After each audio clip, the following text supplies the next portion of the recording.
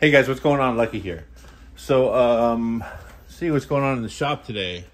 I am getting ready to drop the transmission in the Mustang. Wagon is just sitting around looking cool. Stuff is showing back up from sandblasting.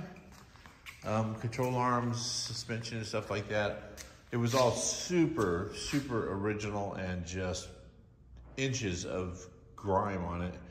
So I have a buddy over at Sandblasting who just chisels it all off and sandblasts it. Makes it easier for me to disassemble. And then I'll rebuild everything, paint the components while they're apart, and then reassemble them on the chassis. Originally, when we first talked about this, we were gonna do a bunch of aftermarket stuff, maybe even a complete chassis.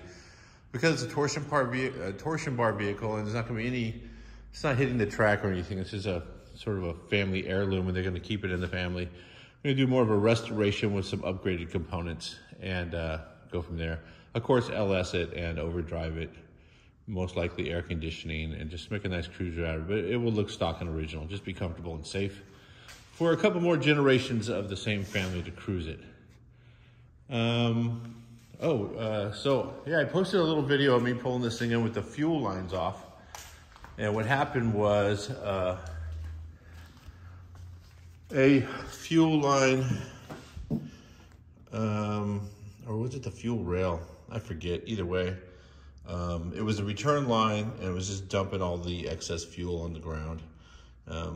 Any longer than I ran it would have been a bit of a fire hazard. But I took all the intake lines and hoses and everything off, got right down to the source of the problem and resolved it. Fixed it, put it all back together, painted this. I had some sort of a reaction here. It looks like a crack in the paint material. I don't know what that's all about. But either way, it's a little bit better than it was. Put it all back together. It runs and drives. Left the hood off. Also too, is all this time, if you guys have looked at any of the other pictures of this, I had totally roadkilled the fuel pressure regulator. It was just like two zip ties holding it here. For so long, it's like scarred into the bar right there. But now I made a clamp that actually holds it in place. And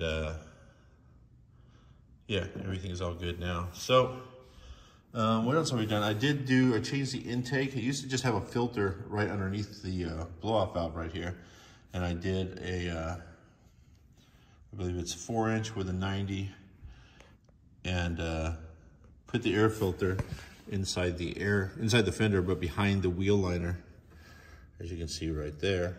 So it's stashed in there. It's getting cold air from on the side up here. You can kind of see back in there.